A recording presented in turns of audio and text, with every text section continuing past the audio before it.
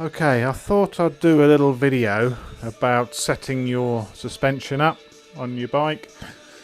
I'm no expert by any means, but I've done a little bit of research and I couldn't find a great deal on YouTube about how to set your bike suspension up. So I've done some research, so I thought I'd do a little how-to video to get people sort of in the right area with their bike suspension.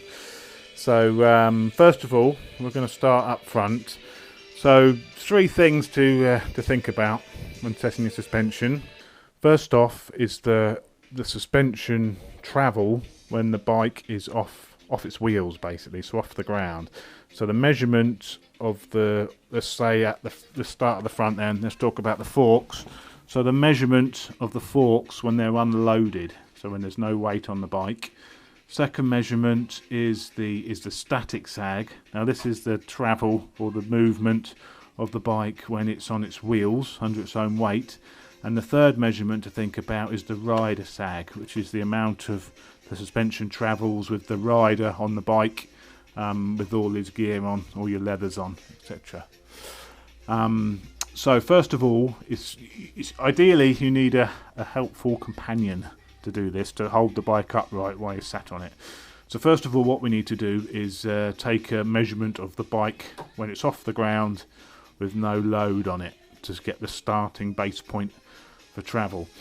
So best thing to do is to wind out any preload you have on your forks, because that will impact the measurement. Now this is CBR 1000 forks on this bike, so what you need is a 22mm socket, and you can see the black adjusters on top of the fork there. So what you basically do is unwind these.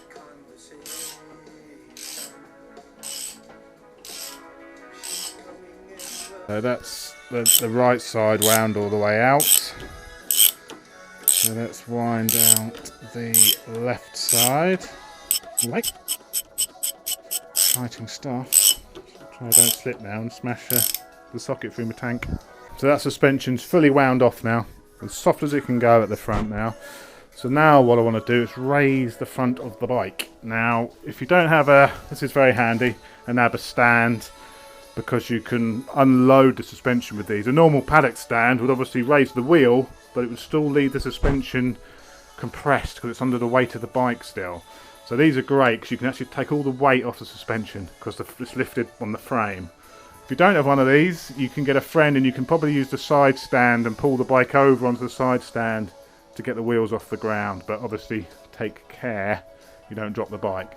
But I've got one of these, so what I'm going to do is raise the front just with the scissor jack under the exhaust, like so. Hang on. Now if you look at the fork there, you can see it lifting as the bike's going up. Right, so suspension fully lifted, front end of the bike's off the ground. So the first thing we need to make a note of is what travel we have here. So take your tape measure, put it up against the wherever you like really, it's up to you, but I'm going to push it up against the bottom of the seal. It's pretty crap actually this, but so that's 4.5 inches there. Or shall we go, should we go metric here? Should we go metric? Okay, 12 centimetres. 11.5 centimetres. 11.5 centimetres. 11.5 centimetres. So if we go onto my fancy little chart, I've got this available to download in the description. So sag measurements unloaded, 11.5 centimetres. Okay, so that's our first measurement. So now we need the static sag. So that's the measurement of the bike off. That's the unloaded suspension. So now we'll take the bike off of the stand so it's under its own weight.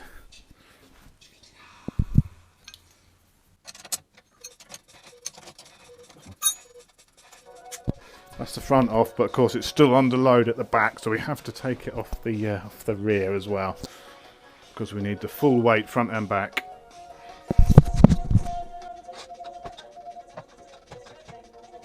So that's the bike under its own weight now. So let's take our measurement again. Ideally it wants to be upright, I guess, so it's even. But I've only got so many pairs of hands here. Let's have a look. And it doesn't. If I do that, it doesn't really make any odds, to be honest. It doesn't really move. So now let's remeasure.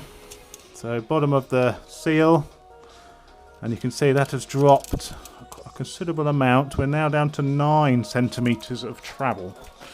So 9 centimetres of travel now.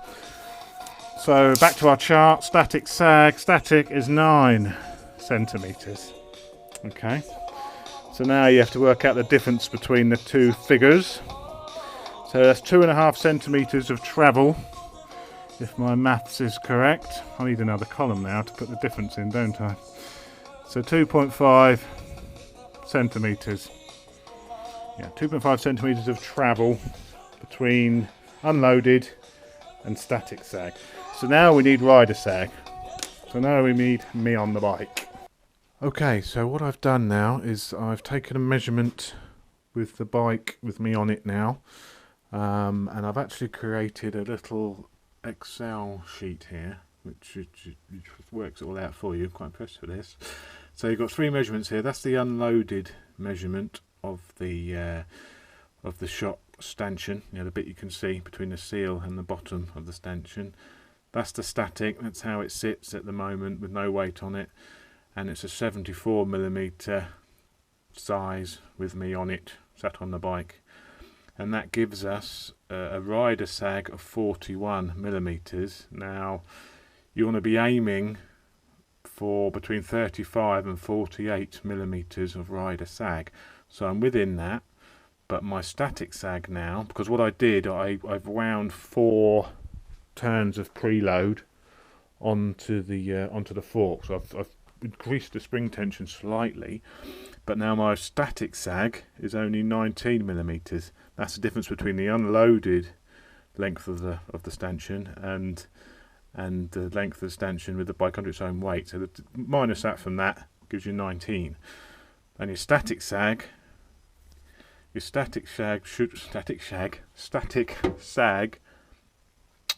shouldn't be less than 25mm. It should be between 25 and 30mm. Mine is 19, which would indicate that my front fork springs are perhaps a little bit too soft for my weight.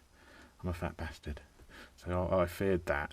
So that's 4 turns in on preload. So I think I'm going to take, because I've got between 35 and 48mm. You know, ideally, so I could unwind a couple of turns of preload and bring that rider sag up to the higher region of 48, and then the static sag will hopefully sit between 25 and 30. Maybe if I can get the static sag to be around 25, we could be in business. We're on the board, so I'm on the borderline of needing uprated front fork springs on this bike, because I'm struggling to get those 2 measurements between where they need to be, the rider sag and the static sag, and that's the balance.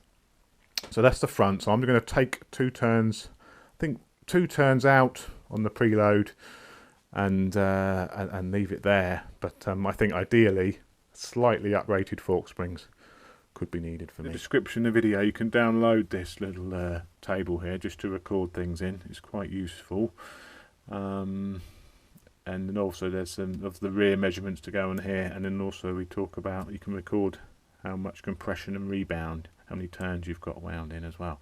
So I'll put that in the description, a link to that to download that, which may be useful for people. So yeah, so there we are. So it's a thing to remember. Quick recap: 3 measurements. You've got the unloaded weight of the bike, is the first one. You've got the static sag, which is the weight with the bike on its wheels, and you've got the rider sag, which is the measurement with the bike with you on it. And so what you're measuring is just this distance on the fork stanchion. If you've got conventional forks, obviously they'll be the other way up, like on an early blade, and you just measure the top part, obviously, so you just do it the other way round. But you just measure that distance for the 3 different settings, input them onto my little spreadsheet, and it will give you the rider sag and the static sag. So very useful. I hope that proves useful to some of you. And then I'll look at the back. The back is more or less the same principles, but I'll do a separate video for how to do the rear a bit later on. But basically you do the same thing, but you measure from the axle to a fixed point. So on my bike, because I've not got much tail over it, I'd measure from the centre of the axle to that point there to get your 3 measurements. And it's exactly the same principle. And on the rear shock, you on this particular Öhlins model, to adjust the preload, you would move those collars. So I'd have to wind those out to take preload out of the shock and down to put preload in. So exactly the same principles for the rear. Goodbye.